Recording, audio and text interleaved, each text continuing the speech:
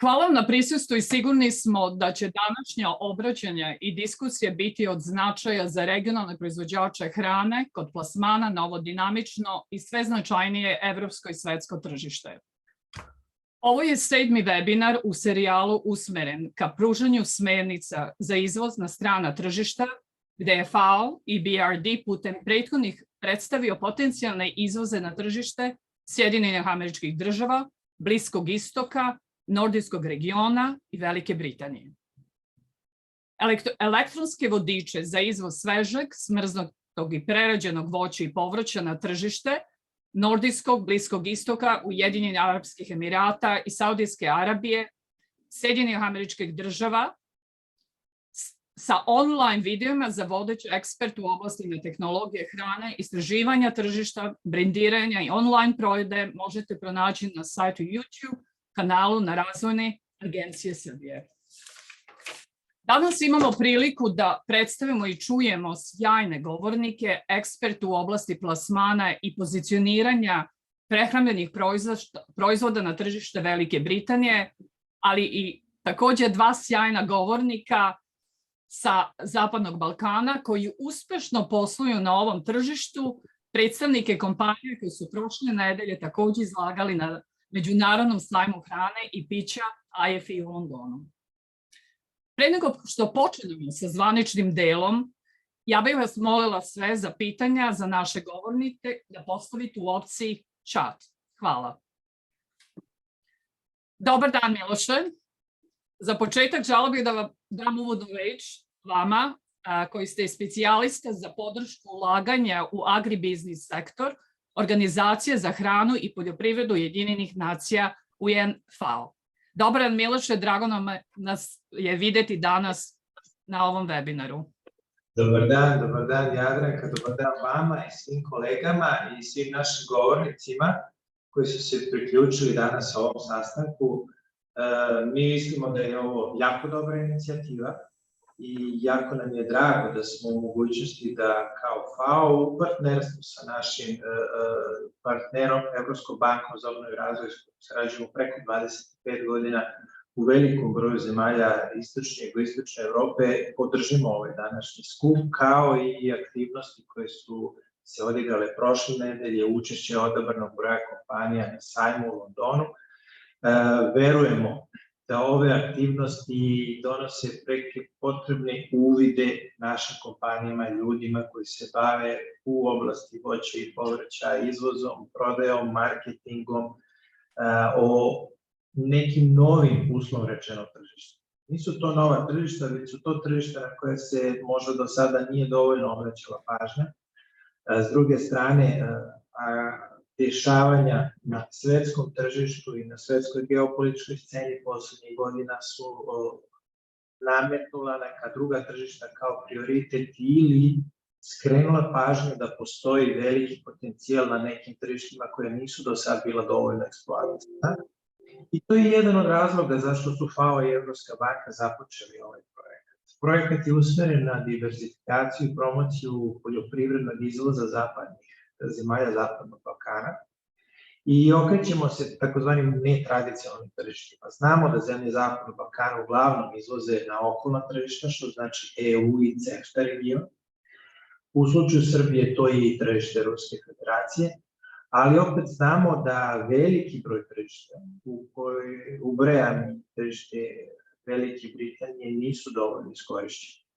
Iz tih razloga smo se mi, otkako je ovaj projekat započet sredinom 2020. godine, fokusirali i na tržište Sjedinjenih Američkih Država, gde takođe verujemo da postoji veliki potencijal, tržište Bliskog istoka, tržište Nordijskog regiona i drago nam je da zajedno sa Britansko-srpskom privrednom komorom možemo da radimo sada na tržištu Velike Britanije. Takođe veliku zahvalnost dugujemo Razvojnoj agenciji Srbije koja je naš partner na ovom projektu. I evo, kako ste vi već lepo rekli, 7. webinar po redu. Raduje me da ima zainteresovanih ljudi, zainteresovanih kompanija, da ima ljudi koje ovo interesuje. S druge strane, raduje me prisustvo vrhunskih eksperata i govornika danas i hvala im na vremenu koju su odvojili. Mi ćemo nastaviti da podržavamo ovakve i slične aktivnosti verujemo da region Zapadnog Balkana ima veliki komparativni prednost u oblasti voća i povrća. Tu mislimo na sve proizvode voća i povrća, kako sveže, tako smrznuto i prerađeno na bilo koji način.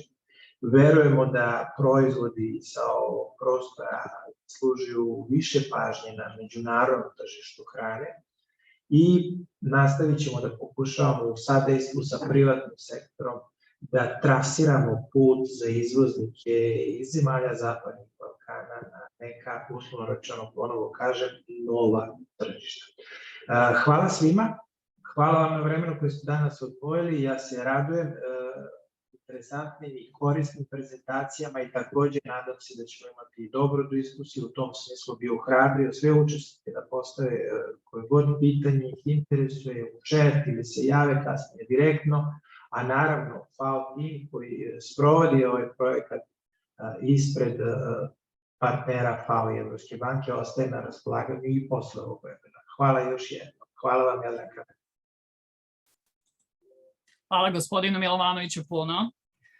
Takođe, današnji webinar se organizuje u okviru projekta Organizacije za hranu i poljoprivredu Ujedinjenih Nacija FAO, gde predstavlja gospodin Milovanović danas, i Evropske banke za obnovu i razvoj EBRD pod nazivom Podrška diversifikacije izvoza poljoprivrednog i prehrambenog sektora Zapadnog Balkana i Istočne Evrope, koji je usmeren ka pružanju podrške domaćim kompanijama u prisustvu novim tržištima i jačanju konkurentnosti poljoprivrednog i prehrambenog sektora.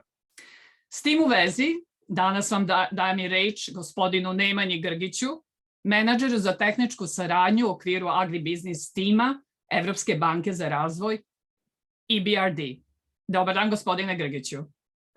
Dobar dan svima. Hvala puno Jadranka, hvala puno i Milošu koji je pružio zaista odličan uvod predstavljajući, da kažem, značaj ove naše inicijative i potencijala izvoza voća i povrća za male i srednje kompanije iz regiona Zapadnog Balkana.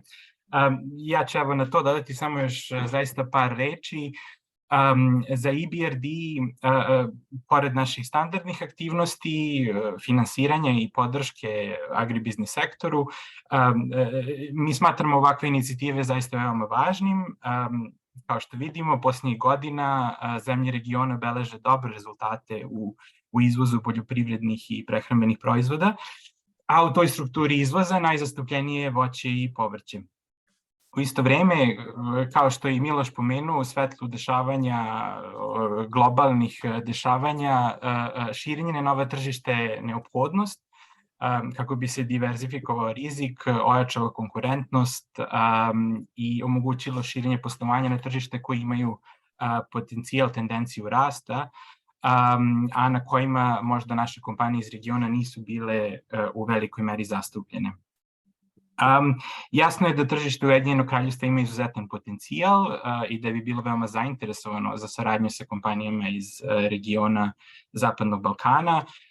Isto kao što je Miloš pomenuo, dakle i Jadranka u stvari imali smo dosta aktivnosti i ovde u Londonu i to je zaista lepo videti. Drago mi je da imamo zaista sjajne govornike danas, da ćemo čuti informacije o ovom tržištu i neke perspektive za regionalne proizvođače i izvoznike. Kao i uvek, nadam se da su ovi naši sastanci dobar neki početni korak, dobra prilika da pokrenemo neko sistemski pristup izgradnji promocije domaćih proizvoda na svim tržištima, dakle danas Ujedinjeno Kraljevstvo, ali kao što smo pomenuli i neka druga. Dakle, radujem se dobroj diskusiji, drago mi je da vidim puno kolega iz našeg sektora koji su odlučili da se priključe, da učestvuju u ovom sastanku. I na samom kraju takođe hvala dvogodišnjim kolegama iz FAO, iz Razvojne agencije Srbije, British Serbian Chamber of Commerce i Evropskoj uniji koja je pomogla ovaj projekat. Hvala puno. Gospodine Grgiću, hvala vam najlepše na divnim rečima. Ja ću se sada prebaciti na engleski. We'll continue in English now. Good afternoon, David. I would like to say Dr. David Lansman is the chairman of the British Serbian Chamber of Commerce, and I'm so delighted, we are delighted that David is with us today. And the main reason why David has been following our work, the British Serbian Chamber of Commerce at IFE, David, at least for several years now. And there is no better person who can actually compare the work and about the Serbia being in the UK at IFE. And I can't wait to hear from you, your view from last week. You were there, you spent good quality time with the companies. We had 25, of which 10 supported by our colleagues and partners for EBRD. David, please share with us. I didn't see you last week a lot in the pavilion because you were busy. I was busy talking to everyone, but it's good to see you today. David. Yeah, Jadranka, thank you very much. And can I add a very warm welcome from the British Serbian Chamber of Commerce to this webinar. We've been absolutely delighted to collaborate with UNFAO and the EBRD on bringing Serbian and other producers from the Western Balkan region to the UK. And I want to thank my colleagues very much indeed for all the effort that they put into this serious investment, without which we wouldn't be here having this conversation today. As Jadranka said, I was in London for IFE last week, and it was great to meet some really impressive people, producers of top quality and natural products from Serbia.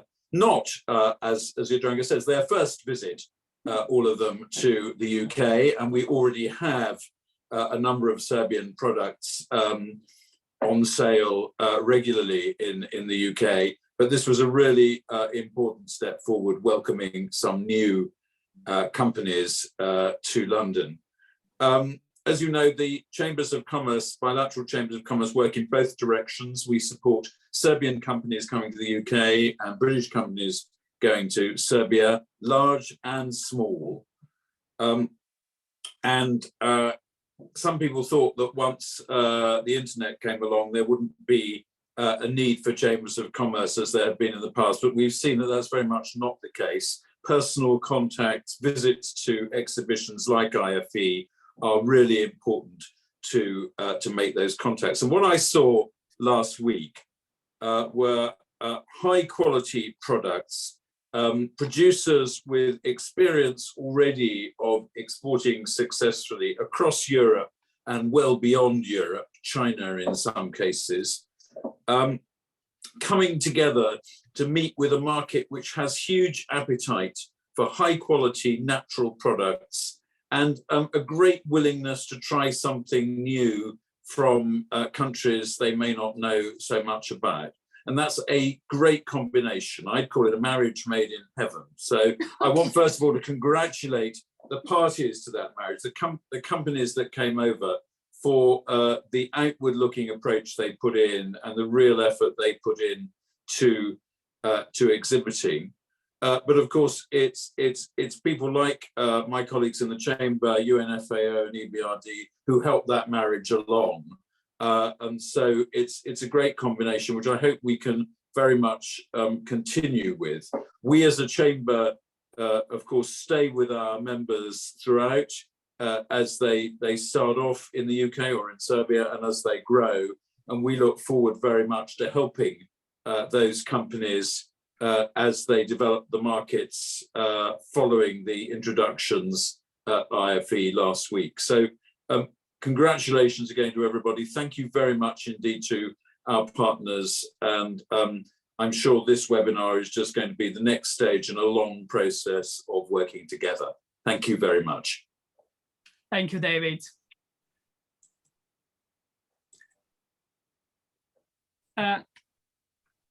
Sa nama je danas i Milana Radović, savjetnica za strateška ulaganja Razvojne agencije Srbije, kojim će nam malo više reći o aktivnostima agencije i podršci koju pružaju domaćim izvoznicima. Dobar dan, Milena, da li se čujemo, da li ste tu? Nadam da se čujemo, jel me čujete, Jadranka? Čujem vas i vidim vas sada. Dobar dan, Milena. Dobar dan svima, pozdravljam stari tim koji je bio već u prethodnih nekoliko puta na webinaru. Odlični webinari, ja ću samo kratko da bismo nastavili dalje sa informacijama koje sa velikim zadovoljstvom čekam da čujem šta se dešava na tržištu Velike Britanije. Razvojna agencija Srbije, agencija Vlade Republike Srbije, naša osnovna aktivnost jeste da domaćim kompanijama, srpskim kompanijama pomognemo da budu konkurentniji na stranim tržištima kroz razne programe. Jedan od tih programa je program promocije izvoza koji je još uvek otvoren. Na našem sajtu imate više detalja, otvoren je do srede sledeće, odnosno 5. aprila. Kompanije koje žele da dobiju konsultantsku podršku kroz izvozni marketing, izlaganje na sajmu, mogu da dobiju finansijsku podršku od države.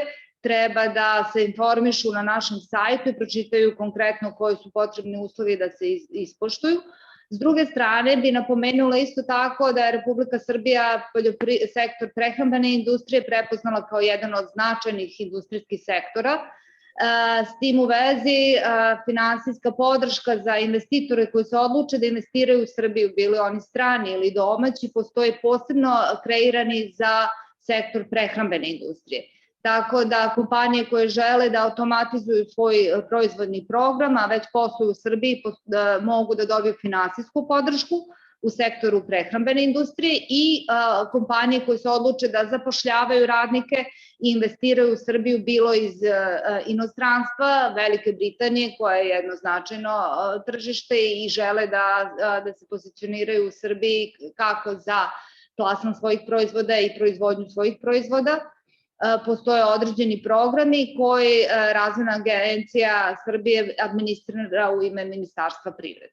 Toliko ukratko od Razvojne agencije, ne bi vas zadržavala, prepuštam vama floor, što bi rekli Englezi, izvolite sa vašim prezentacijama i hvala svim učesnicima puno.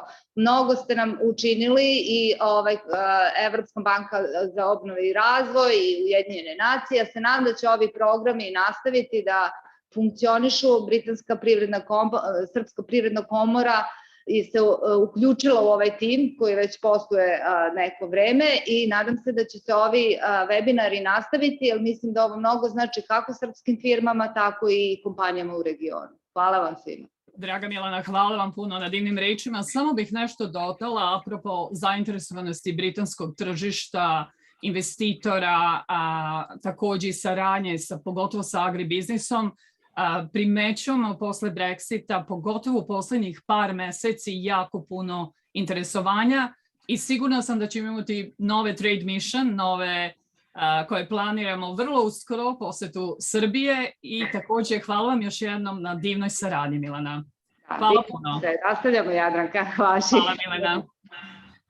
Well, sada prelazimo na ono što je jako bitno, a to je da imamo divne govornike danas koji su nas pratili ceo FAO projekat u 5 webinara koje smo imali vrlo proaktivno ja bih rekla u 2 nedelje, koji su bili pripremani za IFI. Mnogi od njih, ja sam sigurna da su danas ovde, imat ćemo 2 govornika. Tako da ću ja sada da se prebacim na engleski, da pozdravim naše divne govornike. Hvala puno, samo sekundu da ja prebacim na engleski. Good afternoon, John. Good afternoon. The next speaker is our lovely John Giles. Hello, John. Finally is the last webinar. Can you please turn your mute, John?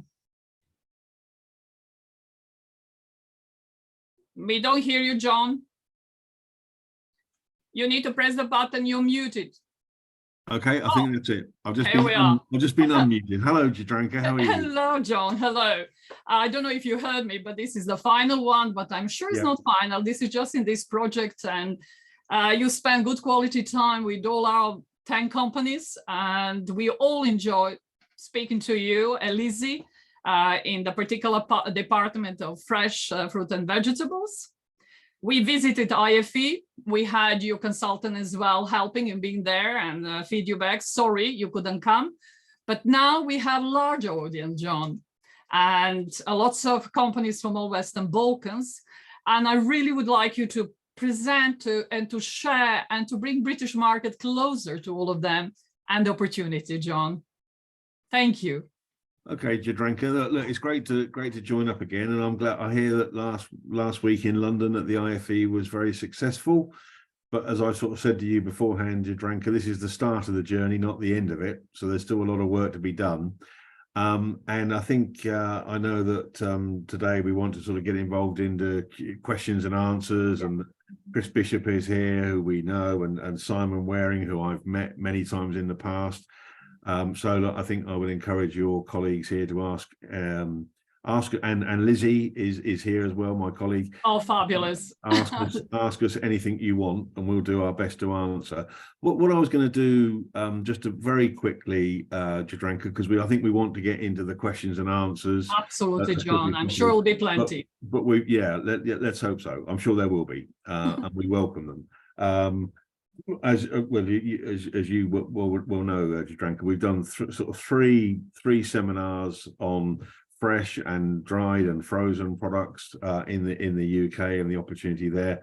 And I've just got a few slides that almost sort of summarize perhaps what the key points we've been trying to get across in this time. And if you let me, I can just share my... John, whilst you're doing that, I would like to share with our audience that all 5 webinars, they will be available to go through and look at really in details how to export. Also, very soon, and I would say next month or so, you will have also in our language how to export to the UK market. So it will be plenty more knowledge, but for today, John will present and summarize everything we've been through for 3 webinars with John, 2 with Simon, and I'm sure will be very, very useful for all of us. John, the floor is yours. Okay, Jadranka, is that showing on the screen okay? Very nicely. Yeah, okay. So look, it's probably not possible or probably not necessary to go over every point that we've raised in those 3 seminars, but these are just sort of some of the things that struck me as being particularly important. And again, I welcome sort of comments from Chris and Simon and Lizzie, of course, and yourself, Jadranka, and your colleagues as we after we finish. And this will only take a few minutes, so then we can get onto the questions and answers. So I think one of the things we sort of said, in one of the early presentations was that in the UK, we are an import market essentially. We obviously have a strong food and drink processing sector in the UK, and that includes the production of horticultural products as well. But there are lots of constraints on that at the moment. We've been through Brexit, we've been through a COVID period, and now we're going through the cost of inflation crisis we're seeing in not only in the UK but other parts of the world, or many parts of the world as well.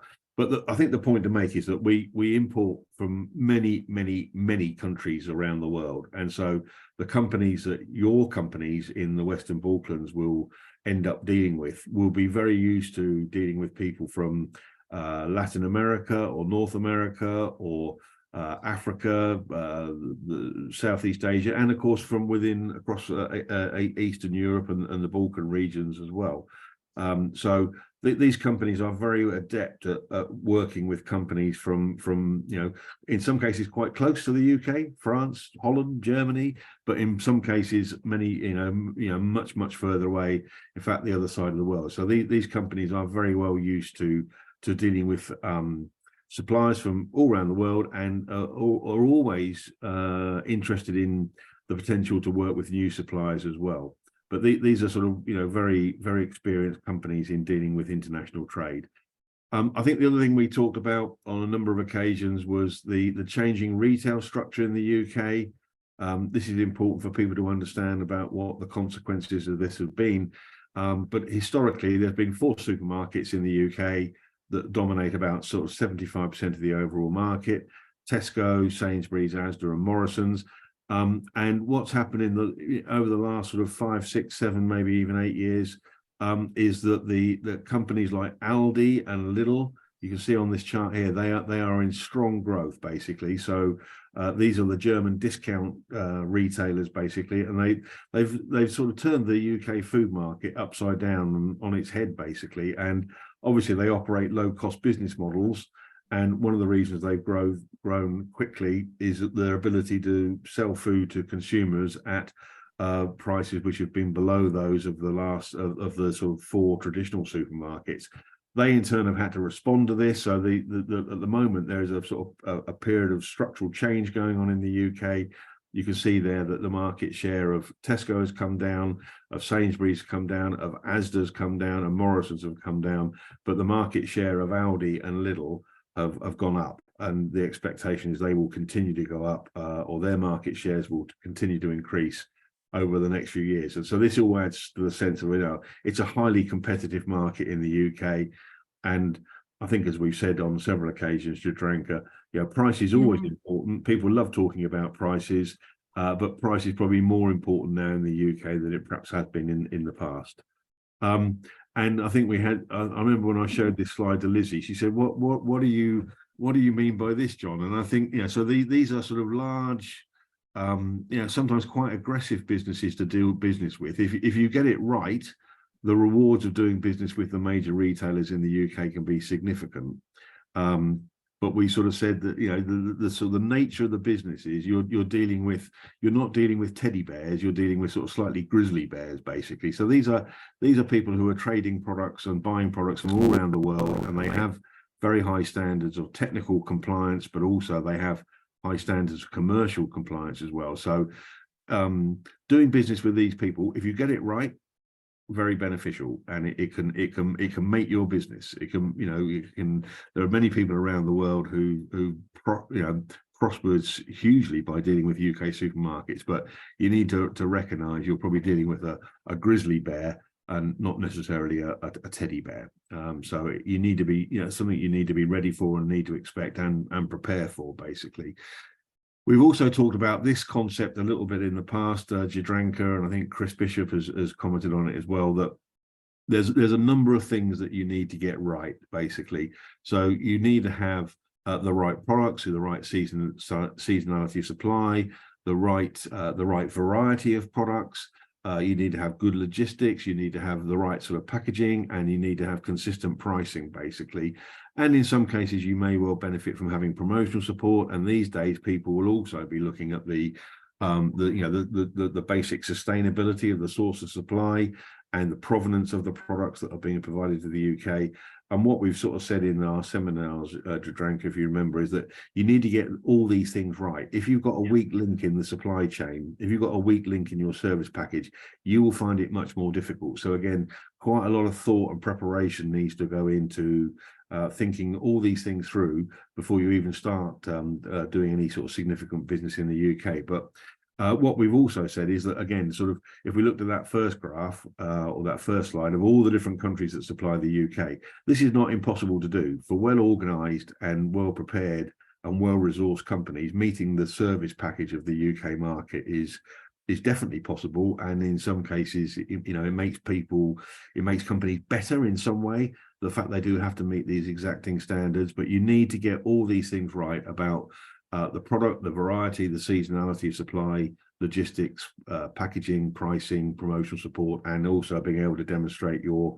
sustainability credentials as well. And it's no point in just saying, hey, everybody in the world claims that they're sustainable, but you need to be able to prove that you are, and what have you. And your sustainability will be different from that of people in Latin America or Southeast Asia or parts of Africa, basically. To say that we are more sustainable than other people, that can be a slightly dangerous route to go down, but you need to make sure your credentials in this area are sort of rock solid and well proven. And we talked in a couple of the seminars for quite a long time about what might a sustainability policy look like. So the sorts of questions that companies in the Western Balkans will get asked about is, what are you doing about mitigating against climate change? Have you a plan for that? How do you see your supply chain relationships going forward?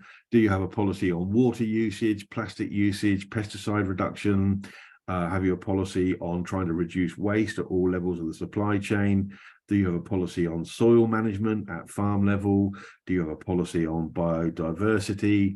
Can you comply with statements on things like modern slavery and gender issues and the use of child labour? And do you have plans for sort of staff training, development, and their overall well-being? And are you engaged in any way in sort of supporting local community projects? not every sustainability policy will cover all those things. That's a bit of a wish list, I think, really. But those are the sorts of questions beyond what product do you have, what price it is, how are you going to get it here, how will it be packaged, what promotional support are you going to have in place to help this product in the market. These are the sorts of questions about sustainability that your customers in the UK will increasingly, if they're not already asking about it, they will increasingly asking about it. And it becomes almost, if you haven't got some of these things in place, it's almost like a non-tariff barrier. So I know you've talked to us very positively, Jadranka, about the free trade agreement that's been signed post-Brexit. So that's great. Tariff barriers are coming down, but sustainability and the sustainability credentials, they can sometimes, if you don't comply with these things, they can act as a non-tariff barrier, and that makes life again quite difficult. John, I would just pop in to say about the trade agreement. I have to say, when we share with the visitors about the new trade agreement, Brexit after between Britain and Serbia, there was straight away eyebrows goes, oh really, that's interesting. So there is a lots of people didn't know about this advantage, and it's great. I have to say it was great. Yeah, I think it is very positive, and you said this, I think that sales have gone up in the last 12 months by about 25%. And, yes, that's correct. That to be precise, 26. Yeah, 26. Well, let's not forget the 1%. That's very important. But yeah, look, there's been a lot of tension in the UK on trade deals post-Brexit. Most of the tension is revolved around trade deals with Australia and New Zealand, and are we going to have a trade deal with the United States? And so some of the other trade deals have not attracted the same level of attention. But it shows that a good market access from a tariff point of view makes a big difference. But don't forget what can be the non-tariff barriers as well. They also need attention. And so I think what we sort of said in one of our presentations, what can you expect when you come to the UK market? Well, the UK market is technically and commercially, fairly rigorous. It shouldn't be regarded as an easy option market. It's probably one of the more, I think we have to be always a bit careful. We're a UK-based company and saying, well, the UK market is the best in the world or it's the most demanding, but it's certainly not it's not an easy option market. But as we said earlier on, there are lots of companies from many countries around the world who've learned how, over a period of time, how to supply the UK market and do that very effectively. So with the right level of planning and preparation, it is definitely possible. So there's no reason why companies in the Western Balkans can't do this if they adhere to the basics, basically. And some of the basic rules of market entry will be to try and research the market in detail and build those relationships with key importers. That process was started probably most effectively last week, Jadranka, at the IFP.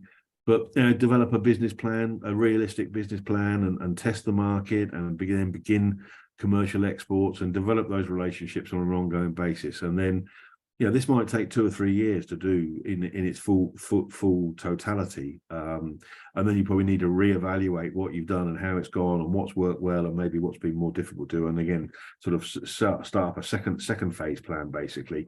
And it would be lovely to think that all this can happen overnight and success is a matter of sort of clicking your fingers and away we go. It does take a bit of time to do this, basically, but I think the benefits of preparation and planning can't be understated, basically. And the UK market is a large market. There's no doubt about it. We are a net importer of many agricultural and food and drink products. So it's a large market. It can be a very rewarding market, and your footprint in it at the moment is still relatively small. So there's potentially there's lots of room to grow, but you need to get adhere to the basic rules of market entry, I think, before and take time and plan accordingly and what have you, and really understand what you're trying to do. And then I think the chances of success are much higher. And 1 or 2 key questions, why do you want to enter the UK market in the first place? How much do you know about it? Where do you think your product fits in? How much are you going to go invest over a period of time in terms of meeting technical requirements, but also the commercial support that is sometimes required? And how long can you wait for a positive result? Again, it'd be nice to think that success is achieved in the very short term on an overnight basis, but I think our experience at Promar is that's not necessarily the case. It does take a little bit of time, and so it can be frustrating along the way and what have you, and things don't always go according to plan. But the benefits of preparation and planning can't be overstated, basically. And if you can genuinely answer all those questions, then I think you've got a chance of achieving success, basically. And that's it. That's a very quick snapshot, Jadranka, of what we've been trying to, in 3 seminars we've done. That's what we've sort of some of the key messages we've been in details, John, which our audience will have it all. Yeah. And all those other presentations, I assume, are freely available now, Jadranka. And I would encourage people to, I would encourage your organisation to share them as widely as possible for people to look at them. And if they've got questions as a result, if they're not today, then come back and ask us.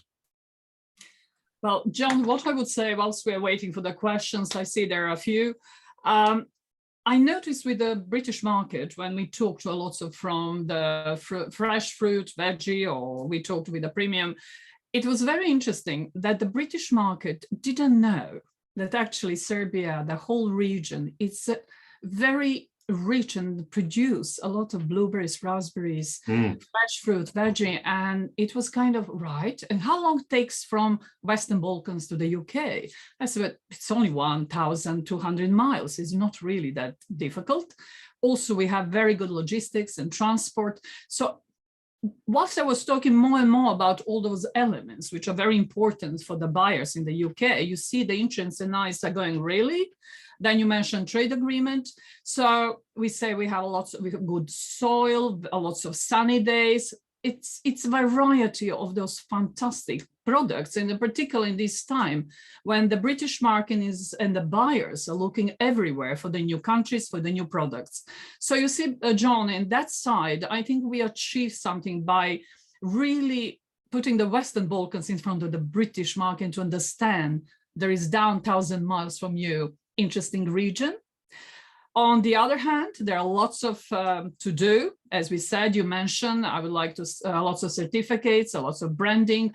There is a long way strategy, short strategy, maybe a year or two, visiting different fairs, talking to people, talking to us. We are here to help. But on the long term, it takes time to work with the new market. I'm sure between 3 and 5 years, lots of these companies today, I hope they'll be here, will have their products. So this is kind of my background and view, spending time and talking to people who have visited IFE, but also New Covent Garden. That was a lovely experience, which we'll hear later from Agrounia and Agrobel. How did they find the new markets? New market at 5 o'clock in the morning. Yeah, that's right. An early start. Look, I think just very quickly, and then sort of hand over to Chris and Lizzie. Absolutely. And shall we answer the question? We have some. I was just going to say that. So all the things you've talked about there, Jadranka, good soils, fantastic. Sun, good. Free trade agreement, good. A range of fruits, good. Logistics, good. These are all positive things, basically. But I suppose you might say they. In Spain or Italy or Turkey, it's normally pretty sunny. They've got good soils. Logistics, they are very, very important, but we also import products from, so being 1,000 kilometers away, that's good. That's an advantage. But also we import products from Australia, New Zealand, Chile, South Africa, which are 10,000 miles away. So we're competing with a serious countries. Well, no, these are all parts of your service package that you need to make sure are really maximised and are actually sort of rock solid and what have you. And they're not, any one of them on their own isn't necessarily a key to market success. And I think the other thing you talked about there is just, how much do we know about the Western Balkans and what have you? And the answer is, probably not a great deal. So at some point, you're maybe led by your organisation or in cooperation with other organisations across the region. You need to be able to tell people about your products and your appetite and enthusiasm to supply the UK market. And you need to do it once, twice, and need to do it again, basically. So coming to IFE is a great start to that, but that's, again, that's not the end of the process. Well, I'm very proud to say that we had visit of London Chamber at our pavilion. We had Scottish Chamber as well, UK Export and Trade, the new organization. Yeah. Then we had, I just don't remember, there is somebody else, I forgot, but there were quite a lot. Department of International Trade, they call differently now, Department of Business and Trade. So we had Yorkshire Chamber. So we had quite interesting variety from British market of the chambers, trade organizations who are who were very, very keen to learn more. And they were called, yes, this is interesting. So here we are. I think this is all part of your relationship building. So some of your relationship building is with the companies that actually do the imports, and they're critical, and their customer in due time, their customers as well. But also these other organisations around the UK that are there to help facilitate trade, be it Scotland, London, Yorkshire, wherever. You also, I mean, that's almost like a sort of a relationship for maybe for you to be developing at the Chamber of Commerce and what have you. And you need to bring all these relationships together to build a really strong story. Perhaps no one person can. No, I think maybe for a private company to do it all on their own, it's quite difficult, and for the Chamber of Commerce to do all on its own. But you need. So if you look at a country like Chile, for example, who are very successful in supplying the UK market, they're a long way away. And you think, well, how do they do that? Well, one of the reasons that Chile has been so successful, and it's a key learning point, I think, is that the relationship between the public sector and the private sector is very strong, and they're all heading in the same direction. They all share the same objective, and I'm sure they don't always agree on every single occasion, but overall, in Chile, as an example, as a great example of what can be done, it's the public sector and the private sector working together to push things forward. Teamwork, John. John, would you like us to answer the questions, or shall we speak to Chris and Lizzie? How would you like us? Why don't look, I've talked for enough already, Jadranka, probably. So why don't look? I'd be interested to hear what Chris and Simon and Lizzie might. So why don't you ask them some questions, and then maybe come back to me a bit later on if you want to. Thank you, John. Chris, hello. Lovely to see you after that very early morning at New Covent Garden. Yeah, it's that very early morning. Yeah. And we had pleasure of you being an IFE as well for 2 days. You talked to everybody. Share with us your experience, Chris. How did you? I think two things have really come across. I think to add on to what John has just said, and I think the service package really can't be overemphasized. I think it's that the food service is important as well, and I think this was something when we made the visit to Covent Garden, to New Covent Garden. A number of those companies with their fresh produce there and frozen produce are supplying large quantities to the food service sector as well. There are some of those stalls at New Covent Garden that have got 20 trucks going, each day, doing 2 trips a day, distributing stuff to various areas of the food service. So I think that's an important one to bear in mind. And the packaging one came up very much. But since IFE, I've been talking to 1 or 2 sort of catering companies that have really known nothing about the Western Balkans. And it'd been interesting about questions about organics and have they got all the certificates and all this. So I think it's not just the supermarkets, although John is quite right that is the biggest market there. I think we need to think of the food service area as well, and I think that's something which I think came across in some of the discussions I had at Covent Garden, which I was there on 2 occasions during IFE, and also with various people at IFE. So that's just an additional comment. What we noticed, Chris, it was very interesting that during the mentoring sessions, you were pointing out quite a lot about packaging, how all of that, all the time, packaging. And when we visited New Covent Garden, the first we heard, it was from the expert. We were looking at the Chile blueberries, we were looking of Turkey, pretty much all world was in that big storage. And the first he said, please make sure the package is right. That was quite. I can assure you that wasn't implanted. I can assure you that I hadn't briefed him beforehand to say that. But it was very definitely his first thing was, is the packaging going to be okay? Yeah.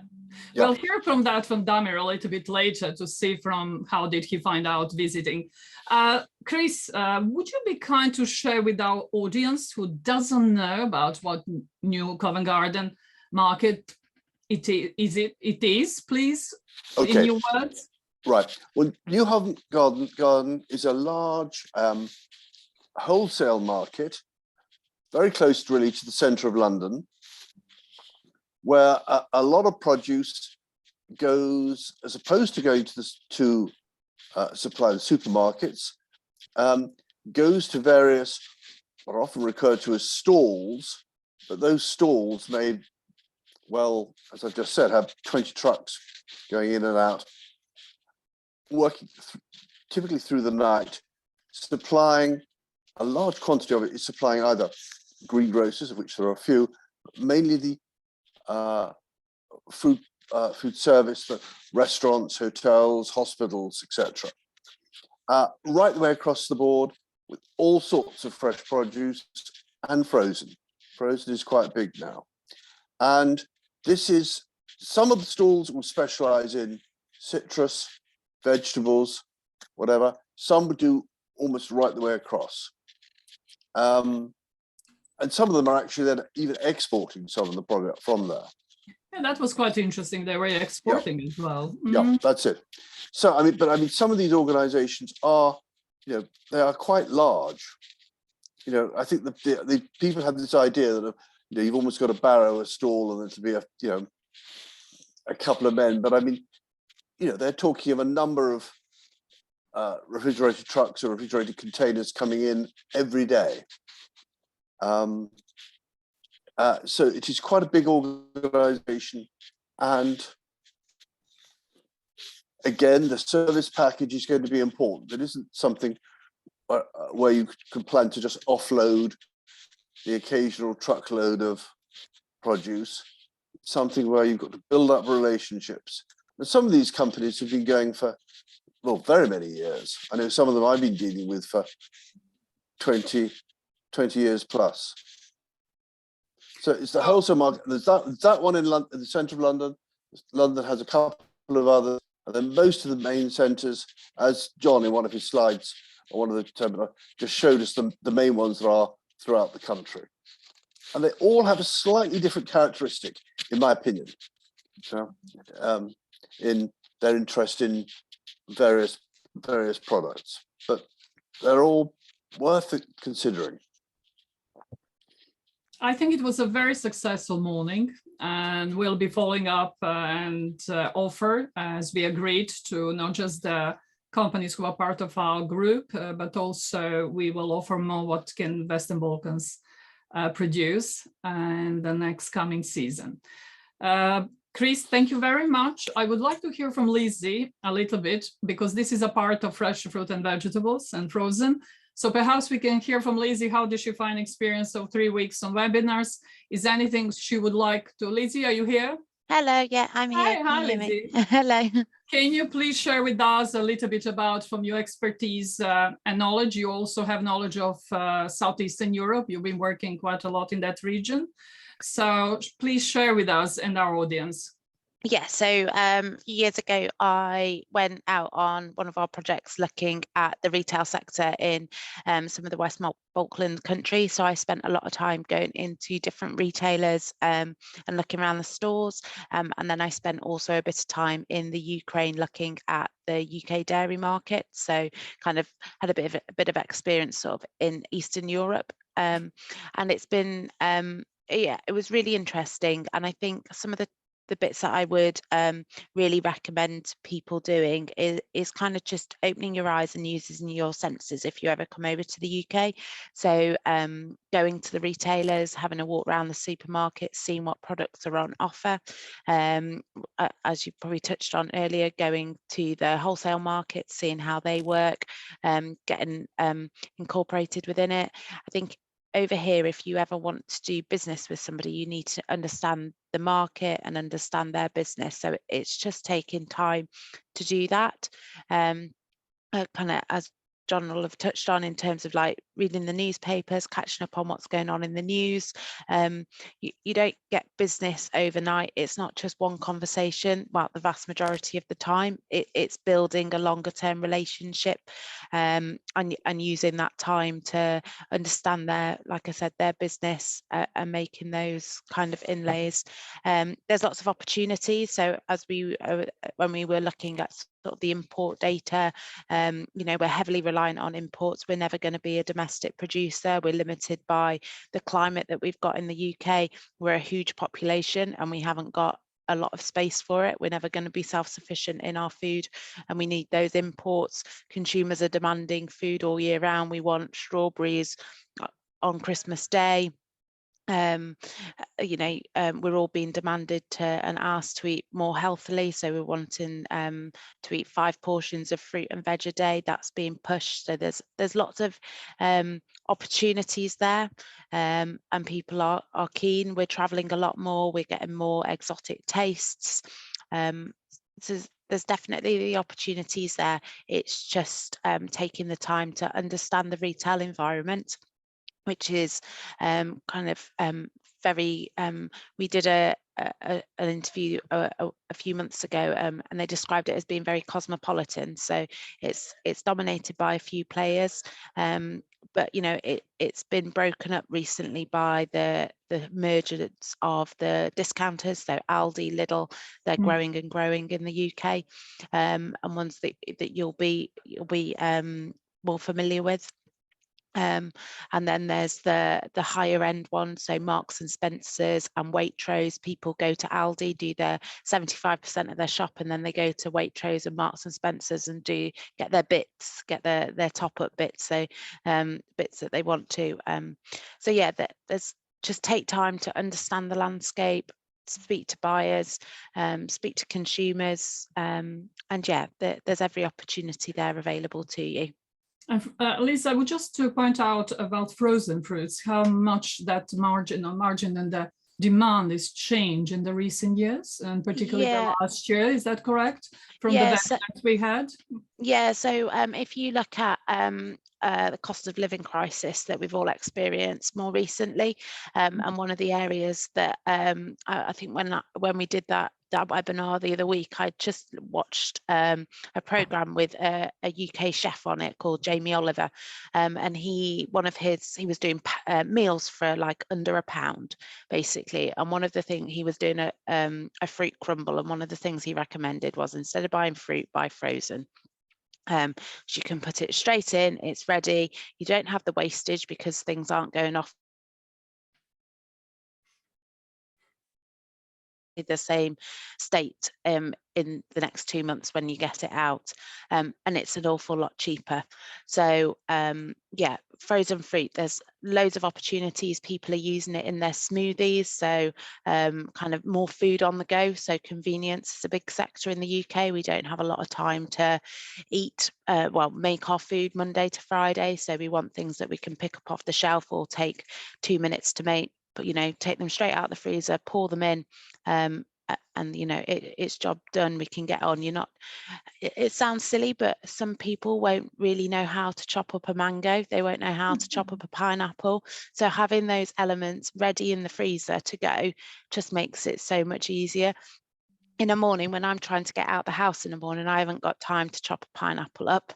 I just want to pour it out. I had like fruit on my breakfast cereal this morning, and I just poured it out of the frozen fruit packet, and I've got it there. And it's also fruits that you wouldn't necessarily get in the fresh part of the supermarket, like papaya or anything like that, but also the berries.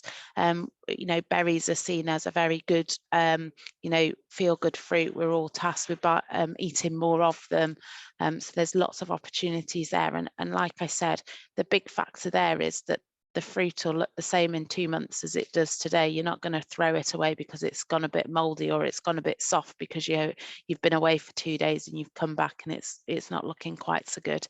Go down the frozen aisle. Frozen fruit doesn't take up loads of space, but it takes up quite a bit of space. But the bigger sector would be the frozen vegetables, so there'll be a lot of freezer space dedicated to that, and that again is dedicated by pushed by the preparation. So you can buy your carrots already sliced, you can buy your vegetables mixed together, you can buy microwavable packs, and yeah, convenience is definitely king, as they say. Thank you, Liz. That was fun. Thank you for joining. I know that your diary was quite busy today, but no, don't worry. Thank you for arranging. No, thank you for having me. Thank you, Liz. What I would like to do now, that all those wonderful products we have, which are fresh or frozen or dried, but mostly fresh, we like in our part of the world to make fantastic products, put in the jar or produce something very interesting. So like a premium products. We had fantastic several companies supported by FAO EBRD at IFE this year. And I would like now to go to Simon Waring. Simon, are you here? Do you hear me? Hello. I am here and I hear you loud and clear, Jadranka. Great, great. Yes, we also spent two webinars, so which one was a very long one, and we went through quite a lot of details, which again, it will be all ready for our audience to go through in details. But Simon, you're an expert on premium food and everything which comes to that speciality. You visited our pavilion last week. You spent time with our companies by the support of our EBRD. Would you be kind to share with us, because you were there, you tried them, and you saw the way they look, the packaging, the way of branding, the way people speaking to the clients, to the customers. Share with us, how did you feel when you were there at our pavilion? What did you see? Sure. Happy to answer that point first, and then I'll go through my slides, which Alice has just put up there.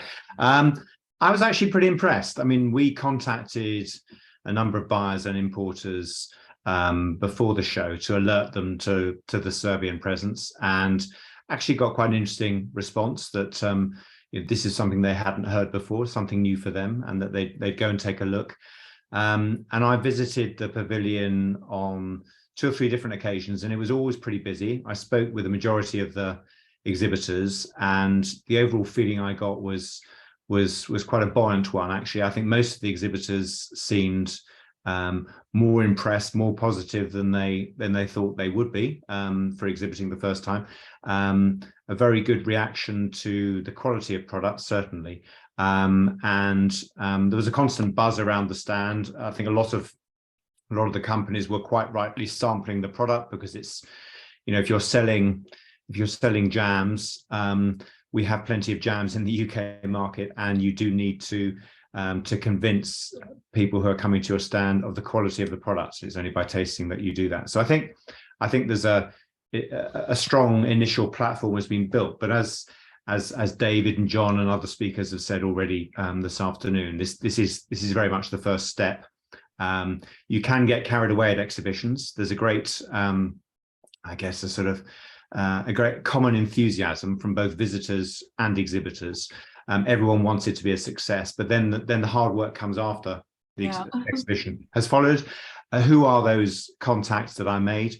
Who should I prioritize first? How am I going to construct my offer for the contacts that I've made? And how am I going to follow up in the UK market? What research do I need to do, and so on? So it's a great first step, I think, but the first step of many. Would you like to share with us a little bit in the summarized presentation about this quality, specialty, and premium food from your point of view, please? Sure, absolutely. I'll go through quite quickly. So, Alex, let's just run through the first couple of slides if we could. So just a tiny bit of background about Greenseed. We're a food and drink sales and marketing consultancy. We focus very much on packaged food and drink, and we advise companies about how to develop their strategy for the UK market, which routes to market are suitable for them, and then we help with sales and introductions, both to partners like importers and distributors, but also direct into major retailers, the Tesco's, Sainsbury's and Asda's of this world, food service contacts, and also the specialty and health food channels as well. So if we move on to the next one. So essentially what we do is help people understand the market through research, and it's important to get a very detailed understanding of the category that you're selling into. Who are the competitors? What's your key point of difference, and where are the gaps in individual retailers or food service businesses that you can really exploit? How to put the commercial proposition together, so what your pricing should be, what the margins are, how you should allocate money for promotion activity, and then to make the sales actually happen. And then once established in the market, to help to maintain that business, to maintain the close relationships with customers, and to support with marketing activity, both consumer and trade. And we work very closely with trade organizations and governmental organizations, and also individual brands and businesses. And I'm delighted to say that we've had an association with Serbia and the Western Balkans dating back about five or 6 years now. We're involved in the initial Belgrade Food Show some years back, and advising companies on a one-to-one basis, and I've always taken an interest in the market ever since then. So delighted to be reacquainted with you at the time of IFE. So if we continue, let me just summarize a few key factors about the UK and some of its characteristics. So clearly we're a big population, that goes without saying, but also even just the London market can be a very interesting market opportunity for some brands. So you don't need to target the whole market. Indeed, a lot of the sort of interesting challenger brands that you see on the shelf start in London and test themselves in that market. I think by nature we're very experimental and cosmopolitan, so we're less, I suppose, protectionist, like some other countries in Europe who are more in love with their own food and drink perhaps than the Brits typically are. So we like exploring new tastes. We focused on innovation as well. So if you're producing products that are derived from fruit and vegetables, innovation is key. And when we talk about value in the UK, we don't just mean price. We mean a combination of quality and price. So people do appreciate higher quality products. A lot of people are very interested in authentic food and drink. So the food and drink that has a provenance and a heritage and a story to tell. And many of you have a story to tell. Key trends are things like plant-based and free from, gut health in particular, all natural products. So as few ingredients as possible in any packaged food, and as clean as possible, no additives and preservatives ideally. And the healthy diet really is driving the market at the moment. And as far as environmental issues, absolutely critical, as John mentioned earlier on. So if you're selling a product in plastic packaging, you need to have a very good reason. If it's not derived from plastic, it's not recycled plastic, or it's not recyclable, compostable packaging is very much coming to the fore, and most of the major supermarkets just do not want to see plastic on their shelves anymore and have set deadlines to avoid that. So be as sustainable as possible, clearly. If we go on, please.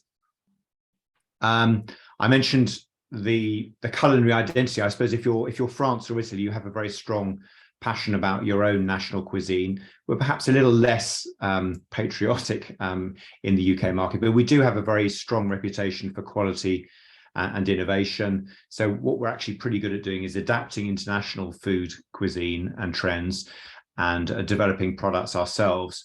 We're very strong in chilled and private label food, but we're always looking for new ideas. Very concentrated market in terms of the supermarkets, as has been covered earlier on.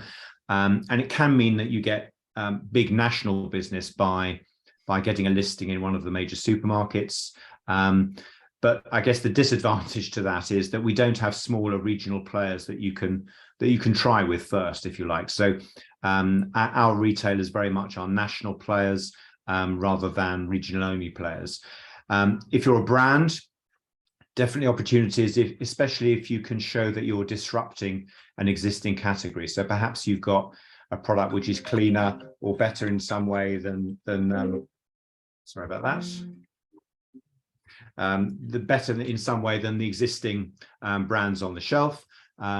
You need to show what's different about you and why you have something that perhaps the bigger legacy brands don't actually have. The big retailers are very keen to show their price credentials right now, but so obviously the cost of living crisis drives a lot of buying activity at the moment, but differentiation is also important. So if you've got products with a point of difference, that helps. And also there's the gourmet and natural food and online channel as well, not just the major supermarkets. If we go on, please. Private label, I'll touch on very briefly because it's very important. Much higher share of private label in the UK than in many other markets. So we're about 50% of total grocery is private label. And we're noticing now that private label food and drink is actually growing much faster than brands. So I just saw some Kantar data this morning, which said that over the course of March, private label sales have grown 15% year on year, whereas brands have grown sales by 7% per year. And a lot of that growth obviously is fueled just by inflation itself. So a range of different route to markets are actually available. And we talk a lot about Brexit, but UK customers are looking to suppliers further afield. Yes, of course, across Europe, the EU, but also those that are much further afield. Thank you. If you go on, please. This is a quick slide showing you the key retailers. The key points to note are how concentrated the market is. So Tesco has getting on for 30% of the market. It did have a third of the market a few years ago. The number 2 and number 3 players between them add up to about the same size as Tesco. Sainsbury's is more the premium end of the mid-market. Tesco is the classic mid-market retailer, trying to attract consumers who may also shop at more premium retailers like Waitrose, but also the discounters. You then have Asda, the number 3, who was part of Walmart, the US retailer that many of you will know. So very much a low price, everyday low price strategy. Morrison's an interesting retailer also for the consumers shopping on a budget, but with a very strong fresh food presence and owning a lot of their own food production as they're very vertically integrated. Growth over the year has been quite good in retail, but again, most of it's been driven by inflation, with actually volumes decreasing a little bit. If we go on, please. I mentioned private label, so I thought I'd just give you some visual examples of what private label looks like in UK retailers, if you haven't already seen. So we're much more than just very basic products to compete with the discounters. We have several tiers of private label. So Sainsbury's here has what they call Sainsbury's Basics for, if you like, the more unsophisticated products, just at a sort of acceptable standard, but also by Sainsbury's, which are products that they're very proud of. It's a core brand that they promote a lot of products under. A premium private label called Taste the Difference, with quite sophisticated premium black packaging, and then a number of more healthy private labels. So for example, Be Good to Yourself, and every time you buy a Be Good to Yourself product, it's less than 3% fat. Free from is also important. So if you're a private label producer, the UK retailers are very much focused on that area of activity, and there could be an opportunity for you. If we go on, please. So that's the big retailers, but then you've got the specialist retailers. So again, if you've got a fine truffle product, a honey, a spread, a jam, and so on, it could be that the delicatessens and the independents are the ones to aim for, and they can be accessed via distributors. But you've also got the food halls like Harrods and Selfridges and Harvey Nichols, and they look for fine imported foods and UK specialities, but also specialities from Europe and further afield. Selfridges, in fact, is a very interesting retailer to first launch in the UK, because they get a lot of traffic from Londoners, from office workers in London, as well as from tourists, and it sort of operates as a very high profile shop window for a brand, maybe for 2 or 3 months only, before the brand then expands to other retail opportunities. Go on, please. The health and natural channel is another interesting one. So we do have one retailer who operates a chain, a significant size chain of 700 plus stores, and that's called Holland & Barrett. Mostly ambient food, but everything from vitamin supplements to plant-based snacks. So again, if your food has a healthier angle, Holland & Barrett could be one to consider. Planet Organic is our only organic, exclusively organically focused retailer, even though not all of its products actually are organic. The vast majority are, and that's based exclusively in London. There are several others as well, but just wanted to give you a little picture of the different types of route to market that you might follow. So if we go on, please. Online is another interesting opportunity, and I would encourage you to have a look at the website of Ocado, which is ocado.com, very, very easy to find.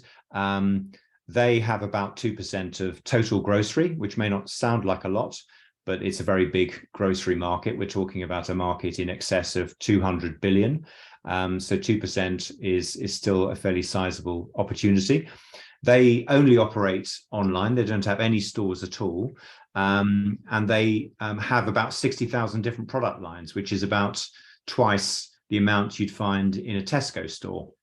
They're also very strong in organic products, in free from and vegan products.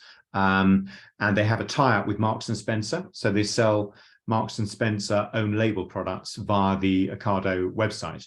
The reason I highlight them in particular is that, again, they can be an excellent first step into the mainstream supermarket opportunity in the UK, because they're keen to have more products than conventional supermarkets. They need to have a point of difference, something new that you can't see in Tesco and Sainsbury's and so on, and tend to be more open to newer suppliers. So that's one worth having a look at. If we go on, please. This gives you an example of looking at honey stocked in Ocado. So again, if you're wanting to check pricing in the UK, a good place you can start, it's by no means all the answers, but a good place to start would be to look at the Ocado website, and you can then compare your honey. You can see what the typical price points are in the UK. You can see what the price per 100 grams is. You can see what the typical pricing of organic honey versus ordinary honey would be. You can see what level of interest there is in honeys which come from outside the UK or have some special characteristics about them. And that will then help you to formulate the right pricing strategy for the UK market. If we go on, please. The supply chain is important to understand. All depends who you want to target at the end of the day. If you're working through a distributor, they will normally expect to make a margin of 25%. Wholesalers, again, similarly, but can want to take more than that if they're putting a special focus on a particular brand. Supermarket retailers themselves, obviously margins differ by retailer and they differ by category, but you should probably assume a margin level of around 40% if you want to make calculations about whether your product could fit in that arena. And independents and smaller chain retailers would have lower margins, more like 30%. Some can have it even higher than that, though. So Holland and Barrett typically look for more than 50% margin, and department store food halls would be quite similar to that. Another, please. Branding is very important. So I know Jadranka was keen that we at least highlight this today. So I'm just showing an example. This is in the, if you like, the healthy snacking arena, some typical brands and what they look like on the shelf. So I think the point I want to make here is it's important to have a big shelf impact. So tell the story of your brand. Color and personality are important. Being very clear about your messaging. So if you've got particular benefits in terms of health, for example, number of calories, free from, then they need to be clearly advertised on front of pack to stand out. And if you're in the selling process, by talking to a buyer, if your branding looks in any way inferior, that's definitely going to prejudice them against having a longer discussion. So your product may be great, the pricing may be quite attractive, but it's got to look like it could fit on the shelf and attract the consumer's attention at the same time. Okay. So just a few key messages to leave you with. It's a big market in the UK. We look for innovation, but we also look for authentic specialities, and there are different ways of attacking the market. You've got the big supermarket chains, which we call the multiples. Now they offer lots of volume, and there's definitely opportunities for brands, typically via importers, but you can sell direct also to those retailers. Private label as well, where they will buy direct. Sometimes it's via a tender, occasionally via a sourcing partner, but normally they will buy directly. Discounters, the Aldi and Lidls of this world, they can give you volume and they can be supplied direct. but often a good opportunity for one-off special buys. So when you sell in a high volume of a certain product range for a short period of time. You've then, at the other end of the equation, you've got the more gourmet sector, the food halls, the farm shops, the specialty stores, who are serviced by distributors and wholesalers. And you've got the health and natural channel, both online and bricks and mortar. I think the key message in terms of the approach is make sure that you've done your homework, make sure you understand what's different about you and why you're offering something which can actually help a retailer attract a consumer and make some more money out of the category, and communicate with strong branding. So examine the market or work with us to understand the market opportunity. Consider where your range could fit, which channels, which customers, and then create the route to market plan and enter the market. Just a few thoughts. Thank you, Simon. That was very interesting. Simon, what we will do, we'll continue with two more speakers today who actually attended IFE, and then we'll go back to the questions. I just want to check, because Damir Husedic from Agrobel has a little bit of technical issues. We'll start with our colleague Alexander Čizmić from Agrounia, who is manager for sales in new markets. So, Mr. Čizmić, how did you find as a new market the UK last week? We spent 4 days at IFE at the pavilion. You had a lot of opportunity to talk to people, to the buyers. You visited New Covent Garden. Will you be kind to share with us? And please, would you unmute your, we can't hear you. Thank you very much. Good afternoon. Hello, everybody. Hello, Jadranka. Nice to see you all. This webinar, it's a really great pleasure to, after such a great show and such a great exhibition, to have an opportunity to speak to you all guys and share some experiences and see how we should move on from this point and how we can develop on the future sales of, let's say, fresh fruits, which I'm primarily interested in United Kingdom. First of all, let me congratulate Chamber of Commerce of Vojvodina, British Serbian Chamber of Commerce, and especially Jadranka for superhuman effort she puts to make this exhibition possible, and for really devoted and special approach she made to make it all work out and make it really look good and nice. So basically, to say some few words about Apple business in Serbia, I think that will be the first thing, and why is the UK market so important to us. Basically, for a number of years, as you probably know, focus of Serbian apple production was primarily to the market of Russian Federation. In the recent years, it changed. Our focus shifted to some new markets, not only in Europe, but in Asia, in Far East, Middle East, India, Bangladesh, and we approached all those markets and really step by step we diversified our sales to different parts of the globe, to say. By completing Brexit, our products, our apple in United Kingdom became more attractive in terms of price and competition, especially Polish competition. So we were able to start exporting to United Kingdom. Basically nowadays we are looking for good partners and looking for good companies that can distribute our product. Speaking about the company that I work for, it's Agrounia. It's part of MK Group, which happens to be like one of the biggest companies in Serbia. Agrounia is one of the major exporters, definitely, of apples from Serbia. and we are really keen to put United Kingdom into our portfolio of exporting countries. For time being, we did very little volumes in United Kingdom. Our prime focus this season was Middle East and Saudi Arabia, especially Saudi Arabia, and let's say India as also a market that's very interested in Serbian apples.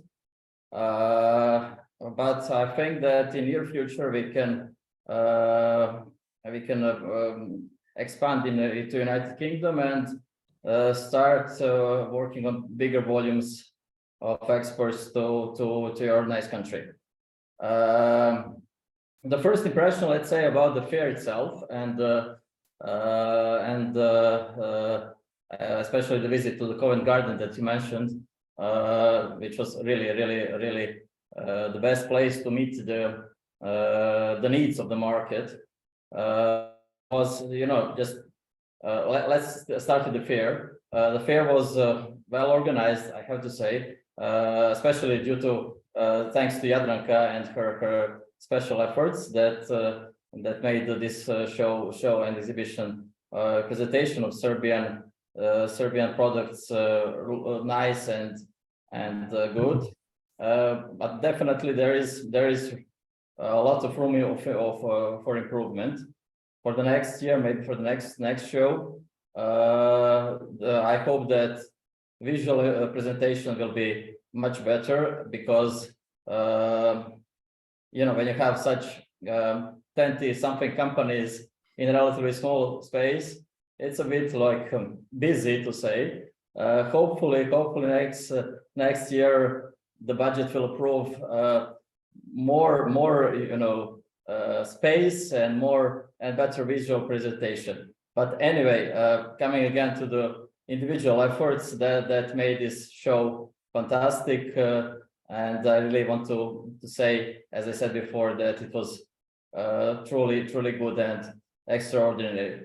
Many companies came to visit us, and even though it was not like a specialized exhibition like we have like in Madrid, like we have in Berlin, it was not only the fruit show, it was like all the food industry basically, which made you know, especially for the companies that are in food business, this show probably less attractive.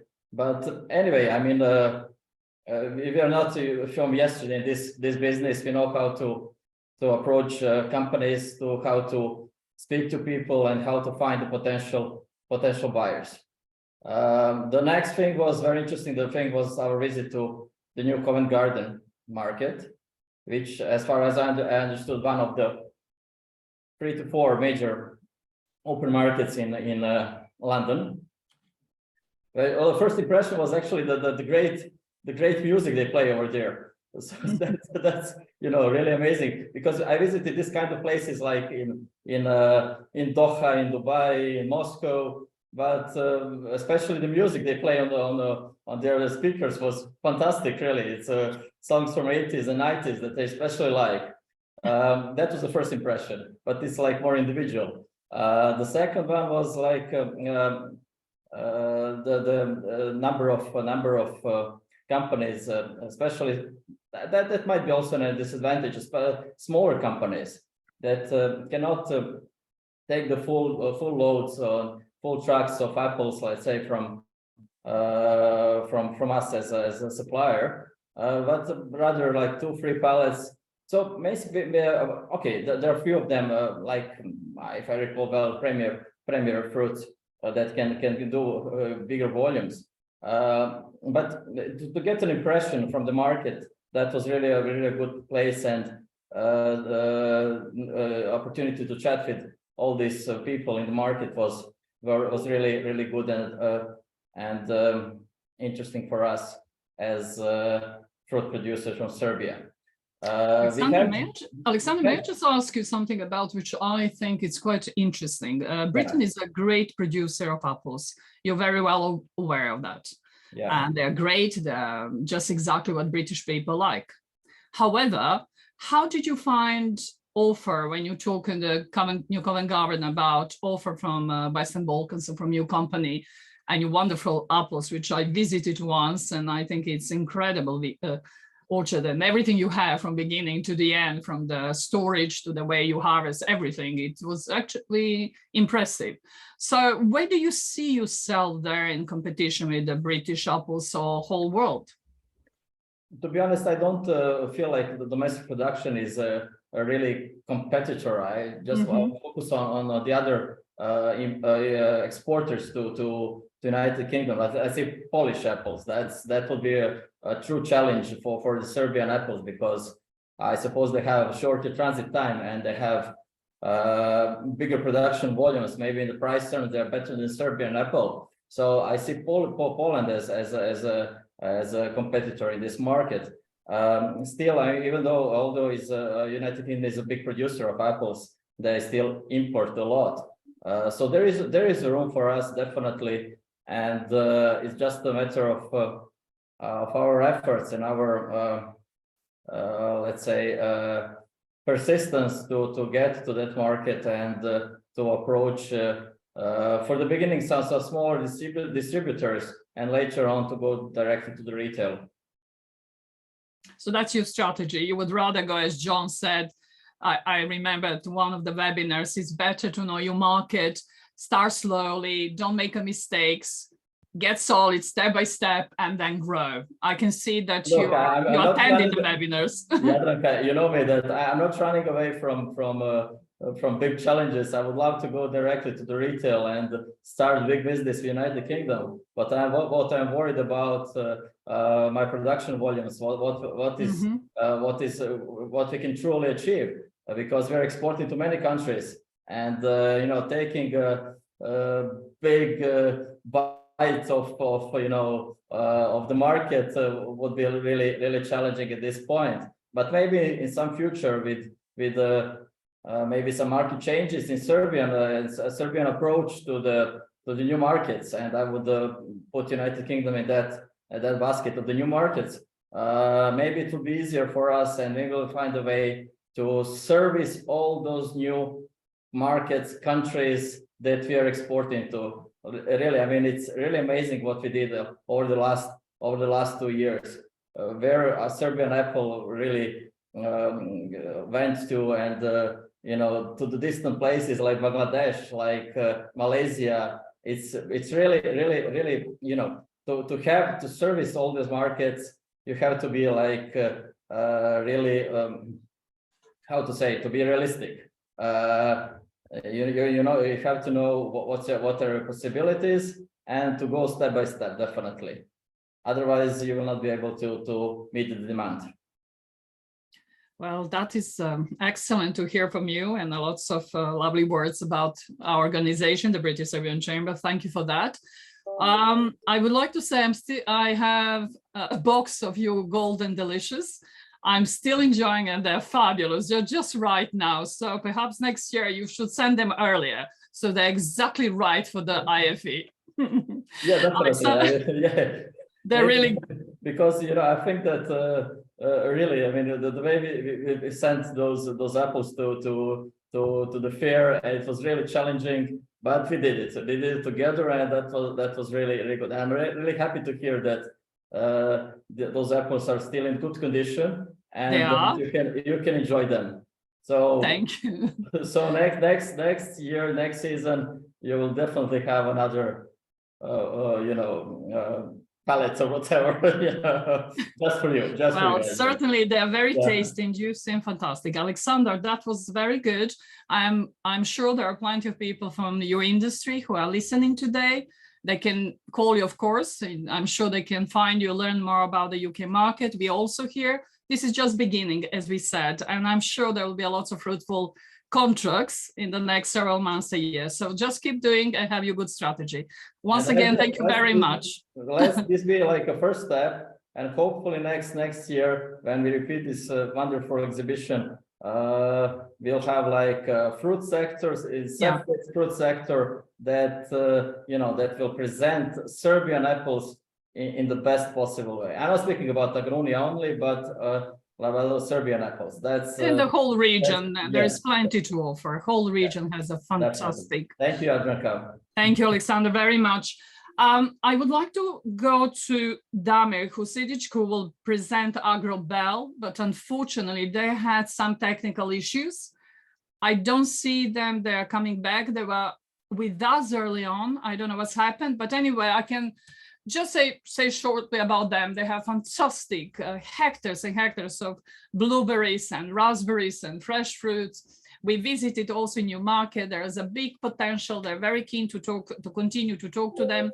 Also to the other company, Stanic, I presented them. They couldn't come to the, oh, Damir is here apparently. Damir, are you here? Damir? I sound like Eurovision asking people, could they hear me? I'm so sorry about this. Damir, can you hear us? Actually, I would go now to the questions because we have only 20 minutes left. So you could all see the questions. Would you like me to read it or you already read it? Who would like to answer the first one about, we have plantation of planted 20 hectares of sweet cherries. Can you tell me something about availability, demands of sweet cherries in the UK market? Who will, John? Yeah, I can do. Mm-hmm. So look, obviously in the UK, there is a cherry growing industry in the UK, but as Lizzie said early on, there are constraints in the UK on land and labour in particular at the moment, and also some of the environmental considerations around growing fruit in the UK. So we also import quite a lot of cherries, and those cherries come from the US, they come from Turkey, they come from Chile, and a number of other places as well, basically. And there are companies in the UK that if you met them socially somewhere, you said, what do you do for a living? And they would say, we import cherries, and we import cherries for both the supermarkets and the wholesale markets. And that's what they do. So again, they're very well informed about what's going on around the world in terms of production conditions. We also import cherries from Spain. So Picota cherries in particular have been very popular, and they're a specialist, high value, high quality variety. So again, there's a wide range of cherries imported. And what you would need to do is at some point make contact with those companies. We could help Jadranka sort of point people in the right direction and begin a conversation with them. And again, they may know something about your cherry production. They may not. So you might need to educate them from scratch, as it were. But again, it's all about building the relationship with the companies, the import companies that essentially hold the key to the door. And cherry production in the UK is quite modest still. We're not a big producer of cherries, and the fortunes of the cherry industry over the years have gone up and down, basically depending on a whole range of factors. But essentially, we need to import cherries in the UK to give us, not least even in our main season, we need to import cherries to fulfill demand. And at certain times of the year, obviously, we can't grow them in the UK, so we have to import them. John, are there just specialists for cherries, importers, or is it kind of berries, blueberries, cherries, all their buyers? Well, I think how does it work? Yeah, Chris might have a comment on this as well. But there are some companies, and what they do is they import cherries. That's all they do, basically. Just cherries. Just cherries. And there are some companies that just do citrus, and they just some companies just do apples or soft fruits, raspberries, strawberries, and blueberries. Some of the very bigger companies will cover a wide range of products, basically. But what we've seen over the years is a big, an ongoing process of consolidation in the number of players in the market who are significant. So, for example, Jadranka, we've just done some project. We're just finishing work off with a client based in South Africa, and they export table grapes to the UK. There's one company in the UK imports 40% of all the grapes in the UK. Oh my Lord. They supply Tesco. 40%. Wow. Yeah, they supply Tesco. Maybe that's an extreme example, but is it the example of what's going on? But they supply the grapes exclusively to Tesco, the Cooperative, and I think Marks and Spencer's, which means they've got an overall share of about 40%, and then a little bit going into wholesale markets and what have you. But so the leading player in most of these sectors, whether it's cherries or grapes or citrus or tomatoes, you find that the biggest tomato producer in the UK accounts again for about 35% of all the tomatoes grown in the UK. So these have become, over a period of time, substantial businesses, and they've invested in the growing and the importation technology to allow them to do that. Right, that's interesting. Thank you, John, for that. I will continue to the next question. Also, I would like to ask everyone to write in their language, Serbian, Croatian, Bosnian, or whatever, Western Balkans, and we would be delighted to translate. So they don't need to worry about if they don't speak or write good English. Thank you very much. I hope Jelena Mamuzic was pleased with the answer. The next question is from Gordana Markovic. Hello, I'm from Delta Frost, Bosnia. Thank you for organizing this meeting. We are also interested for export frozen fruits to the UK. We are ready to deliver IQF fruits, retail packaging, X-ray checked. Thank you for information to realize it's our first export to the UK. So we are interested for export frozen fruits to the UK. Well, we hear from Liz. Lizzie, are you still with us, or? I'm still with you, yeah. Perhaps, Lizzie, we already mentioned about how, I can't remember the percentage from the webinars, but really grown in the last 2 years, especially after the COVID, about huge demand in the frozen fruits. So I believe this question is it their opportunity for the frozen, and also they have all necessary certificates, packaging, all of that? Yeah, I would imagine there's definitely opportunities for fresh fruit, frozen fruit. Sorry, it's very much dominated by the own label sector. So there's a lot of supermarkets tend to retail their own. Del Monte have got a small hold on the market in terms of branded products, but there's definitely the opportunity there to potentially supply into the retailers. I think you've just got to make sure that you're hitting everything that they need. So they need to make sure that the product that they're receiving is quality, as good as, or if not better than what they've got on the shelves at the moment. It needs to be, they need to make sure that it's going to be safe, so there aren't going to be any issues with it. It needs to make sure that your supply chain works and that you're going to have consistency of supply. So the last thing supermarkets want is empty shelves. If you've got empty shelves, they're not able to sell anything and they're not able to bring any money in. So it's making sure that you've got those, and you need to hit the quality standards that they're after in terms of their accreditations. If you're ticking those boxes and it's a competitive price to them, then, there's no reason why they won't go for you. But you've got to make sure you're ticking all those boxes even before you start to contemplate having conversations with them, because they have one conversation with you and it doesn't go to plan, then it might damage the chance of any further conversations if you go back and fix it and go back again. So that would be my kind of recommendation there. John? I think those are all points well made, Lizzie. Thanks for that. I think what I would say to Jadranka is that from work we've done in the past, that there are about 20 companies in the UK that import frozen fruit. And they range from sort of, quite big, substantial operations that have been around a long time to much smaller, perhaps newer businesses, basically. But there are about 20 companies that make a living from importing frozen fruit. Some of them might, again, just do frozen fruit, but other companies might have a sort of wider portfolio of frozen foods that they're dealing in. I think one of the things we said, so what you would need to do, I think if I was in the Western Balkans, I'd be sort of saying, right, I need to do some homework on those companies, and I certainly can't supply all 20 of them, but you need to pick a few that maybe seem appropriate to you, and then at some point you need to make contact with them, and you probably need to come to the UK, and also you probably need to invite them back to the Balkans and show them your farms. They will want to look at your farms. They'll want to look at your factories. They'll want to look at accreditations. I think one of the things we said in the session we did on frozen fruit and vegetables is, again, the UK is import dependent for these products, and we import them from a range of countries around the world. But yeah, one of the things you need to be doing, I think, is make sure.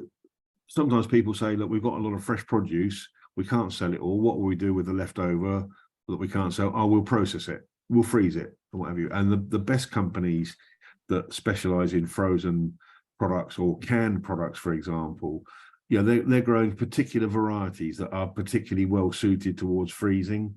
And they're not doing it by chance. It's all thought through, it's all planned. So they're thinking about growing what varieties we grow. We're not just doing this as an afterthought because we can't sell the product in the fresh market. So you tend to find that companies specialize in certain areas, and you have fresh fruit and vegetable companies and frozen fruit and vegetable companies. They've got quite a lot in common, but they've got as much as is different from them about how the whole process by which they go about producing the products and then freezing them and distributing them and what have you. So don't think that it's the frozen fruit market in the UK. The people who do well in it don't think of it as an afterthought because they can't find a market for their fresh products. They are deliberately from day one growing for the frozen market. Thank you, John. Because we have 12 minutes, I would like to there. Questions keep coming. So there's one very interesting, I will try to translate properly. Just give me a second. It's from Susan Radulovic. She says to the company Radulovic, thank you very much for a very informative, very interesting webinar. They have frozen fruit. It's elderflower, the black elderflower. Apparently, it's a big demand at the moment in the market. It's something where they make lots of premium maybe products. It's very good for you. I don't know much about it, but is in any demand in the UK? Does anybody know? Simon, on the are there any products? This is one for Simon, surely. Yeah, any product very trendy, well-being, yes. Healthy.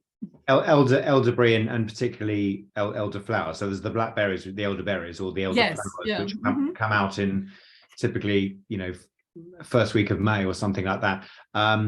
It is quite a non-trend ingredient, yes. So you find it in what they would call the adult soft drink category in particular. So bottles of pressed elderflower or carbonated drinks made with elderflower and perhaps combined with other ingredients.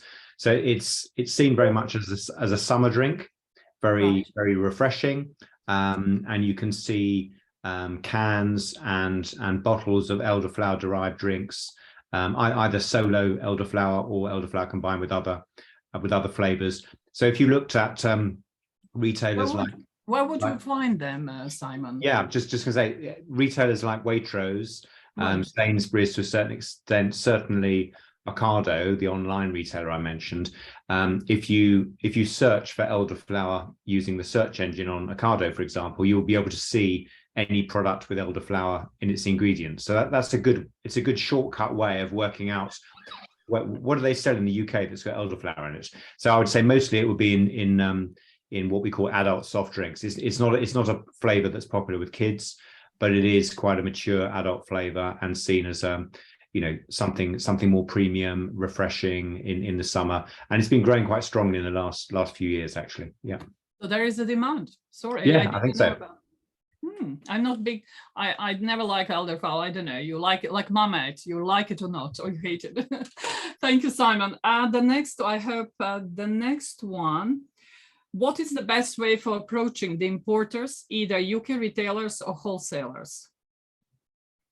And then, of course, it's very difficult to reach them through the official company, emails, phone calls. Almost every time, it is really important to have personal connection to decision makers in mentioned companies so that we can reach them. What are the chances for organizing B2B meetings with all of them, either here in Serbia or the UK? I would like, before somebody answers, just to mention the reason this project is happening. We work with a wonderful FAO and EBRD is exactly because of that reason. They're behaving like this is my view. Maybe I'm wrong. I hope Simon and John and Lizzie might have Chris answer. They know better than I, of course, that's their forte. They're behaving as the divas, must be the reason why they're behaving that way. But we have started, we have this fabulous project with FAO and EBRD. We attended IFE. They start knowing about Serbia and the region. We know, we send email to them, they visited us. This is just the beginning. And that's the way, it is a long term. So we will do everything possible to approach them, to find who they are. And also is that the British Serbian Chamber of Commerce, who is a UK bilateral chamber, will be approaching them and organize some visit to Serbia, or maybe producers to invite later to come to UK. This is from my side, but I would like to hear, I'm sure maybe I am only 10% maybe right, but John, what is your view on the buyers? You work with them all the time. Yeah, and again, Simon and Chris might have, and Lizzie might have views on this as well. I suppose the first thing there is it says, you know, what are the chances of meetings with all of them? The chances of meeting with all of them are quite limited. So you need to sort of work out who you think your route to market is going to be. Is it going to be through an importer or a wholesaler?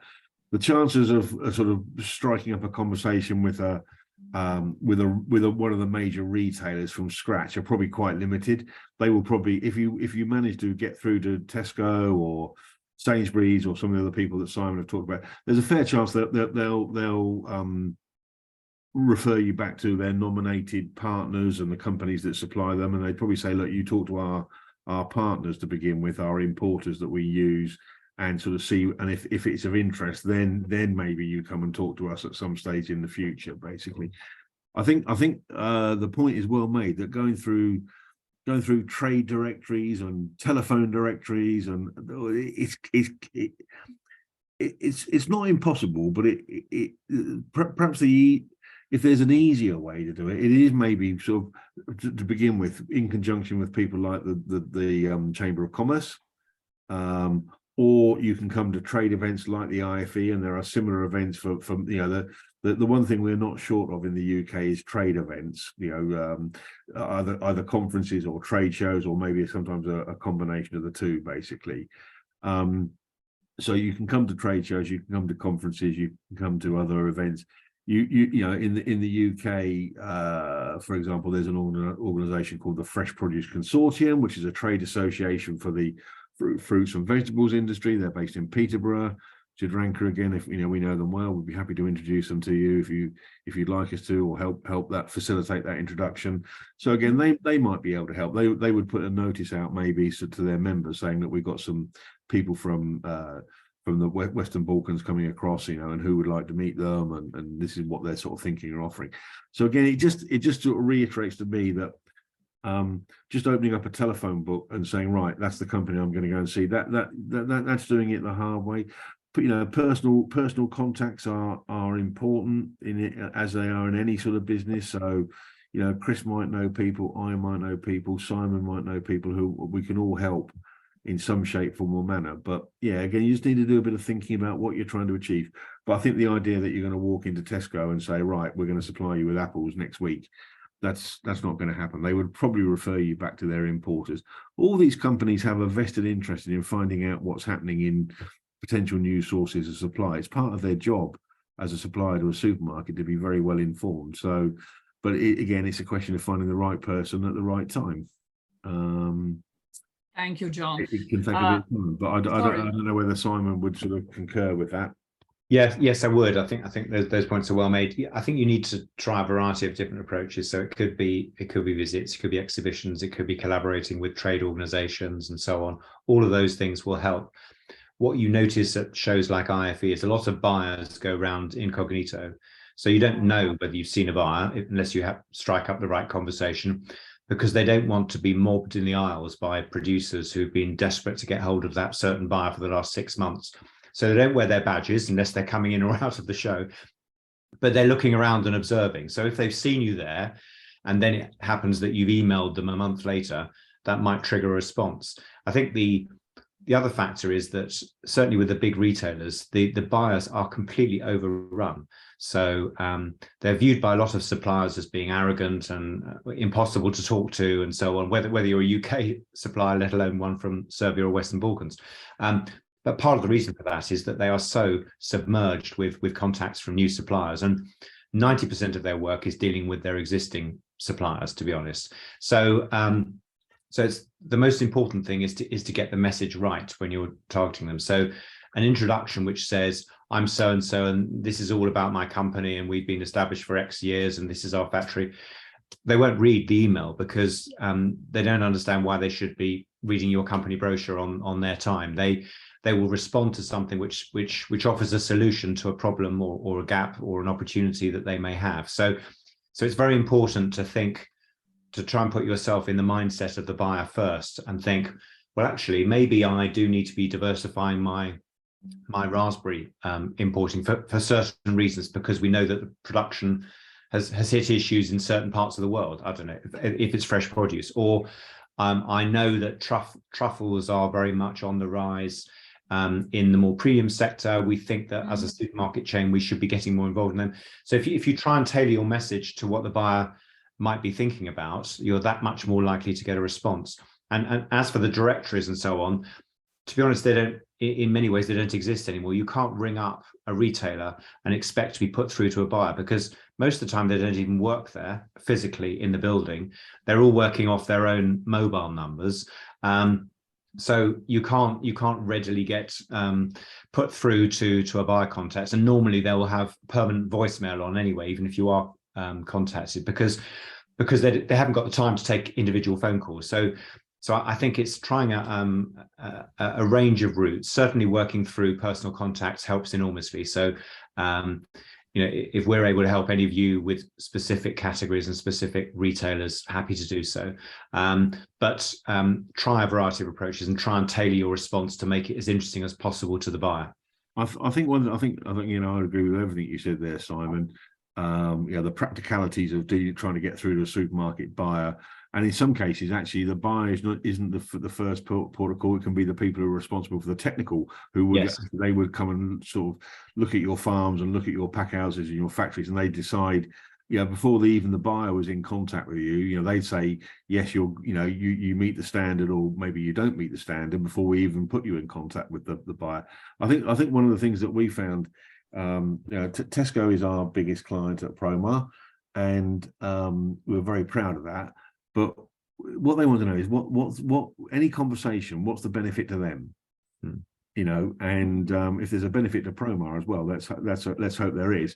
But essentially, when you're positioning yourself to any of these people, I think you're going to be thinking about that's what they want to know. What benefit is it to me to buy my fruit from or truffles or anything else from the Western Balkans, basically? And what we also always be thinking about, not necessarily what the benefit to you is. That should be fairly clear. More exports, more sales, more revenue, but also what's the benefit to your customer going to be?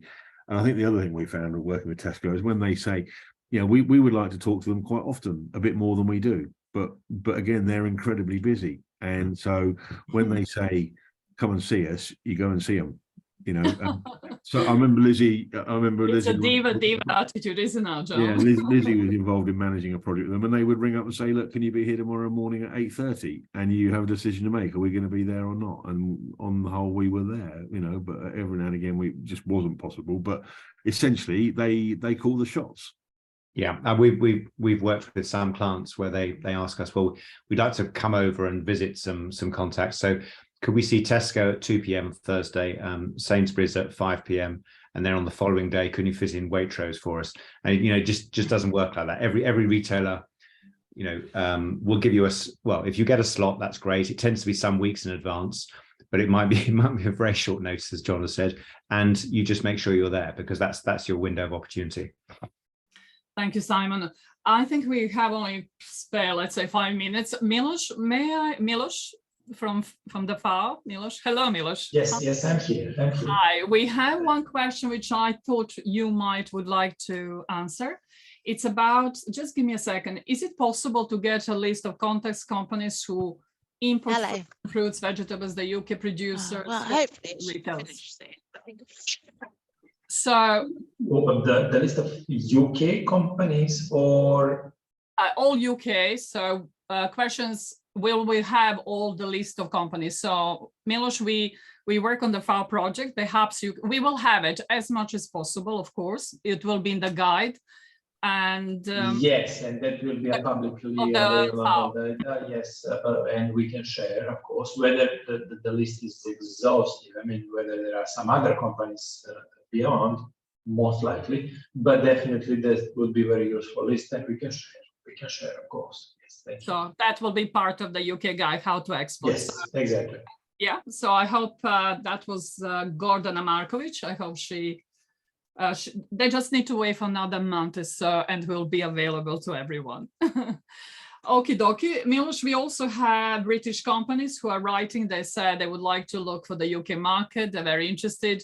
This was excellent opportunity to find out more details on the market and trade. So what do you have any to say? Perfect. I mean, I think that the overall, and this is a kind of a, from my side, the ending, I think it was really good and really useful webinar, and companies with real questions, with real quotes actually are around asking, being interested in how they can start actually working with either in companies UK or companies Western Balkan, which is what we wanted to achieve. I mean, and definitely we are looking forward to our guide, which will be a publicly available document shared with everyone. And Jadranka, you are in charge of it, so we look forward to it. And I think it complements well to what you have been working on last week and what we've been doing before and this webinar. So it gives a good starting basis for the people to get familiar with the market and then really start working on. And we will, of course, add it to our other guides that we have developed, Nordic, Middle East, and US, and try to basically, by the end of the project, which means the end of this year, to have a kind of a overall picture of additional or new markets. As I said, those are not really new markets, but maybe they are new for the Western Balkan companies, and definitely markets of a huge potential. So with this, I would like to stop and then to thank everyone and hand over to you, Jadranka. Thank you. Thank you, Miloš. Well, because we have another maybe 2, 3, 4 minutes, I would like just, if I can say, from our wonderful consultants and wonderful people who help us through the webinars, and all of that will be in the guide. You will have from A to Z how to export. But that's not just enough. We learn a lot today, and the most important, we have to build up this relationship with the UK market, with the buyers. As the British Serbian Chamber mentioned, we will be continuing our work. We'll try to do trade missions. This is from our side. You heard from our chairman, Dr. David Lensman. There is a huge, big team from the BSCC. There is Tea, who is following, Alex Muir. There is Tijana Markovic. There is Richard Robinson, who is our executive director in Serbia. There are plenty of us you can ask and write. However, please write to FAO if you have any question today from our webinars you didn't have opportunity to ask. I would like just to hear and to thank John. John, one lovely sentence or two. This is new to you, the new market, different people who are here, there, and I'm sure you will see you in Serbia, in the region. I hope so. And thank you for asking us to be involved. And thanks to all your colleagues, David, and your colleagues at FAO and EBRD, and good to and the Development Agency of Serbia as well. Yeah, absolutely. And yeah, everybody who's contributed. This is a team effort, and very good to do some work again in conjunction with Chris Bishop, who I've known a long time, and Simon. We've been in contact in the past, and it's good to see you here. And hopefully, if we're all pulling in the same direction, I'm sure you won't get rid of us, John. We'll be there. We're not looking to get rid of you, Jadranka, I can assure you. You spent 2 months with us constantly. So, yeah. Lisi, are you still here? Would you like to say something? I think she might have just had to go. Professor Bishop is based in Cambridge. We are neighbors. He has been wonderful. I don't know if he's still here. He's one of the largest experts in agro. Maybe he's live, Professor? Okay. And Simon, you know our part of the world very well, and I'm so great you're still with us. Anything to say? Are we moved from where you met us? Yeah, I'm delighted to play a part, and you certainly have in the last few years. It's great to see that being represented at such a vibrant exhibit at IFE. So I think you've got some great companies. There's no doubt about that. with your drive and enthusiasm and the partnership with FAO and EBRD, I think, you know, there's only success can come of this. It's going to take a lot of hard work and a step-by-step process, but if we can help hold hands along the way, we'd be very delighted to do so. Thank you, Simon. Well, I would like to say that we are coming towards the end.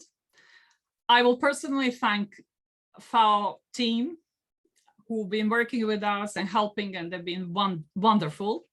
And they understood how difficult it was from this side. And I'm sure this is just wonderful beginning of good friendship and business relation. So Milos, thank you very much to you and all your team. I would like to thank Serbian Development Agency, RAS. Also, we have lovely, wonderful relation. I'm sure we'll see in the large amount of people company next year. They're doing a great job supporting the companies. And I would not forget EBRD. I hope they're still here. We know who EBRD is. Thank you very much. Well, that's the end. This is the end of those wonderful webinars, but then we are not stopping here. Please follow us. You will see UK Export Guide, and I'm sure there will be plenty more to come. So I wish you a very good afternoon. Thank you for staying with us, and thank you for all your help and support. Good day. Thanks, everyone. Goodbye. Thank you. Bye-bye.